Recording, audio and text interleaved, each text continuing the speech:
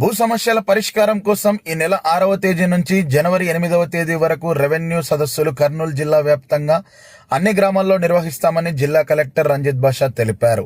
ప్రజలు ఈ అవకాశాన్ని సద్వినియోగం చేసుకుని వారి భూ సమస్యలను పరిష్కరించుకోవాలని కలెక్టర్ కార్యాలయంలోని సమావేశ మందిరంలో నిర్వహించిన మీడియా సమావేశంలో ఆయన కోరారు.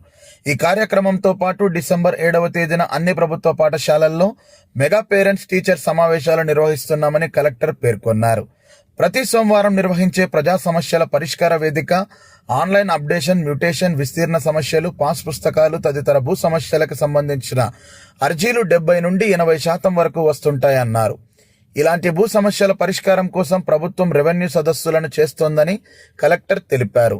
రెవెన్యూ సదస్సులకు తహసీల్దార్, వక్ఫ్, దేవాదాయ రిజిస్ట్రేషన్ అధికారి, మండల సర్వేయర్, రెవెన్యూ ఇన్స్పెక్టర్, వీఆర్ఓలు ఒక టీంగా వెళ్లడం జరిగిందన్నారు. రేపటి నుంచి సంబంధిత టీంలు గ్రామాలకు వెళ్లి ప్రజల నుండి పిటిషన్లను తీసుకుని వెరిఫై చేసి సమస్యలను పరిష్కరించే దిశగా చర్యలు తీసుకుంటున్నారన్నారు. ఒకవేళ పాస్ పుస్తకం కొరకైతే ఎటువంటి ఛార్జీలు తీసుకోకుండా అక్కడే అప్లికేషన్ భర్తీ చేయించి ఆన్లైన్లో నమోదు చేయించే విధంగా చర్యలు తీసుకుంటున్నారన్నారు. రాష్ట్ర ప్రభుత్వం రెవెన్యూ సదస్సులో మీ సేవా ఛార్జీలు లేకుండా ఉచితంగా సేవలు అందించే విధంగా సౌకర్యం కల్పించారని, ప్రజలందరూ వీటిని సద్వినియోగం చేసుకోవాలని కలెక్టర్ కోరారు. అనంతరం జిల్లా కలెక్టర్ రంజిత్ బాషా మాట్లాడారు. ఇక్కడ ఉండి ఏమైనా మళ్ళీ పోయిందా లేదంటే ఇప్పుడు లేదా? మీరు చిన్నప్పుడు చూస్తే మీరు చదివేటప్పుడు మనకి పేరెంట్కి మనకి ఉపాధ్యాయునికి ఉన్న అటాచ్మెంట్ ఇప్పటికీ తేడా కనిపిస్తుందా? Generally what you feel? అప్పుడు different thing. Even you see చాలామంది టీచర్స్ ఇంటి దగ్గరికి వెళ్ళేసి మనం మాట్లాడేసి ఒక ఫ్యామిలీ లాగా ఒక ఇది ఉండింది. టీచర్ అంటే మన ఫ్యామిలీ మెంబర్ లాగా ఉండింది. సో అది ఓ period of time what we find is parent teacher meetings లేకపోవడం వల్ల ఇది తగ్గింది. అంటే పేరెంట్ స్కూల్లో టీచర్ స్టూడెంట్ ఏం చేస్తున్నారు ఇది పేరెంట్కి తెలీదు. అండ్ దెన్ ఇంటికి వెళ్ళిన తర్వాత స్టూడెంట్ ఏం చేస్తున్నాడు టీచర్కి తెలీదు. సో ఈ రెండు మనం కోఆర్డినేట్ చేసుకోవాలనుకుంటే డెఫినెట్గా ఈ meetings important. So that is the main thing. So ఇది ఒకటి మన స్కూల్ అభివృద్ధిలో పేరెంట్స్ని కూడా భాగస్వామ్యం చేయడానికి ఇది ఒక అవకాశం. Okay. And how many times generally you go to your child school? Government స్కూల్లో ఇప్పుడు స్టార్ట్ చేస్తున్నాము. ఇప్పుడు స్టార్ట్ చేస్తున్న బిడ్డ ఖచ్చితంగా కంటిన్యూ అవుతాయి. Okay. And parent is the right at any point of time you can go and meet the headmaster. Okay. There is no such thing meeting పెట్టినప్పుడే వెళ్ళాలనే ఉండదు. Parent have the right any time you can go and వాళ్ళ పిల్లల సంబంధించి enquiry చేసుకోవచ్చు. దానికి ఇబ్బంది ఉండదు. ఓన్లీ థింగ్ స్పెసిఫిక్ ఎందుకు చేస్తున్నామంటే సో ఈ కల్చర్ని ఇంకా డెవలప్ చేయడానికి, ఒకసారి స్కూల్ ఎన్విరాన్మెంట్ ఎలా ఉంది, పిల్లల పరిస్థితి ఎలా ఉంది, వీళ్ళు చూసి ఎలా ఇంప్రూవ్ చేయాలో ఆలోచించుకోవడానికి ఈ స్టూడెంట్ ఇప్పుడు ఈరోజు ఏం చేస్తారంటే పేరెంట్ టీచర్ కూర్చుంటారు క్లాస్ రూమ్లో, వాళ్ళ క్లాస్ టీచర్ ఉంటారు, ఒక్కొక్క స్టూడెంట్ గురించి వాళ్ళు మాట్లాడతారు. That is the thing. Okay.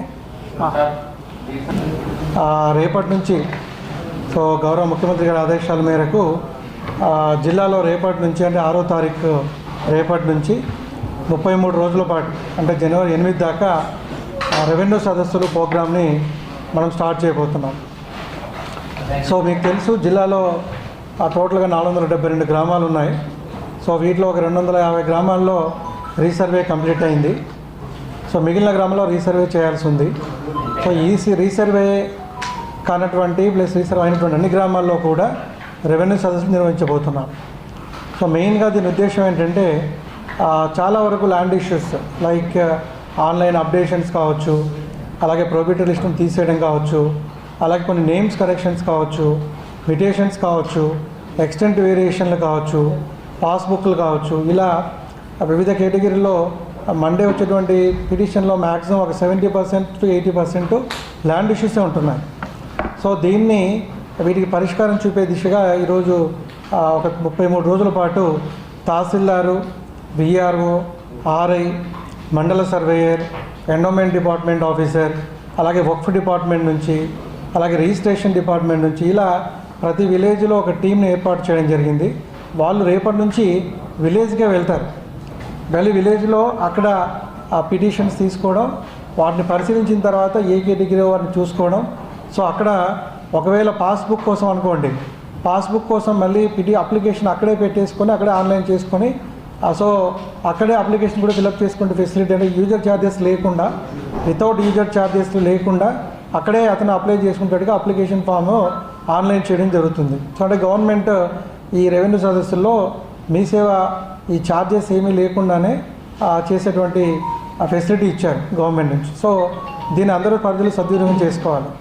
So ఇదే కాకుండా మండలానికి ఒక స్పెషల్ ఆఫీసర్ని కూడా అపాయింట్ చేయడం జరిగింది. సో అలాగే అసెంబ్లీ కాన్స్టిట్యున్సీ కూడా ఒక స్పెషల్ ఆఫీసర్ ఒక డిప్యూటీ కలెక్టర్ క్యాడర్లో చేయడం జరిగింది.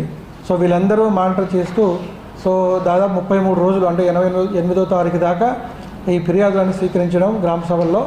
ఆ తర్వాత మళ్ళీ ఒక 45 డేస్లో వీటన్నిటికీ పరిష్కారం అంటే ముందుగా వాటిలో వచ్చినవన్నీ కూడా రెవెన్యూ సమస్యల లేదు సర్వే సమస్యల తేల్చుకున్న తర్వాత సో ఇక్కడ అప్పీల్కి ఏమైనా వెళ్ళాలా, సో లేదు ఫ్యామిలీ డిస్ప్యూట్స్, సివిల్ డిస్ప్యూట్స్ ఉన్నాయా, ఇవన్నీ కేటగిరైజ్ చేసుకొని వీటన్నిటి నెక్స్ట్ 45 డేస్లో సాల్వ్ చేయడానికి ఏర్పాట్లు చేయబోతున్నాం.